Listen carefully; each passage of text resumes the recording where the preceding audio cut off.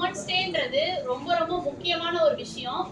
So இந்த women's டேக்கு ஈக்குவலா வந்து மென்ஸ் வந்து கேட்பாங்க ஏன் மென்ஸ் டே செலிப்ரேட் பண்றது இல்லை அப்படின்றதுக்கு. ஸோ அதுக்கான ரீசன் தான் நான் இப்போ நான் சொல்ல போறேன்.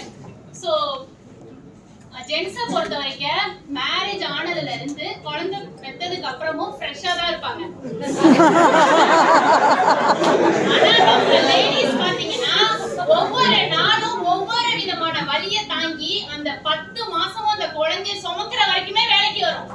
சோ சுமக்கிற வரைக்குமே வேலைக்கு வந்து அந்த வலியும் தாங்கி பினான்சியலாவும் நம்ம ஜென்ஸுக்கு சப்போர்ட் பண்றோம். அடுத்தது பாத்தீங்கன்னா குழந்தை பிறந்ததுக்கு அப்புறமும் 3 months 4 monthsல விட்டுட்டு வந்துருவோம். அந்த ஃபீடிங்ன்ற ஒரு விஷயம் எவ்வளவு பெயினா இருக்கும்னு லேடிஸ்க்கு மட்டும்தான் தெரியும். சோ நாங்க வந்து அந்த ஃபீடிங்கும் ஸ்டாப் பண்ணாம ஃபினான்ஷியலா சப்போர்ட்டும் பண்றதுக்காக வேலைக்கும் வந்துட்டு குழந்தைக்கு ஃபீடும் மார்னிங்கும் ஈவினிங்கும் கொடுப்போம். சோ இன்பிட்வீன் கேப்ல அதோட பெயின் அனுபவிச்சவங்களுக்கு மட்டும்தான் தெரியும். சோ என்னோட 3 month பேபியை நான் விட்டுட்டு வந்துட்டு தான் இந்த ஜாப்பை நான் ஜாயின் பண்ணேன். சோ அதோட பெயினோட ரிஃப்ளெக்ஷன் தான் இது. ஒரு சின்ன அவேர்னஸ்க்காக தான் நான் இதை சொல்றேன். சோ அப்புறமேல குழந்தைங்களை வளர்க்கறது முதற்கொண்டு காலையிலேயே வேலைகளை முடிச்சுட்டு வந்துட்டு இங்கேயும் ஒர்க்கை பார்த்துட்டு ஈவினிங் போனோடனே இவங்களோட வேலை என்னன்னா போனை பார்க்கறது மட்டும்தான் வேலையா இருக்கும். ஆனா நம்மளுக்கு போனவே சமையல்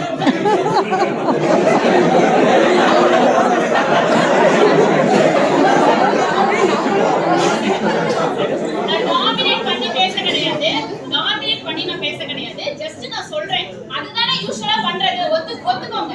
போனோடனே போன் தான் நீங்க யூஸ் பண்ணுவீங்க.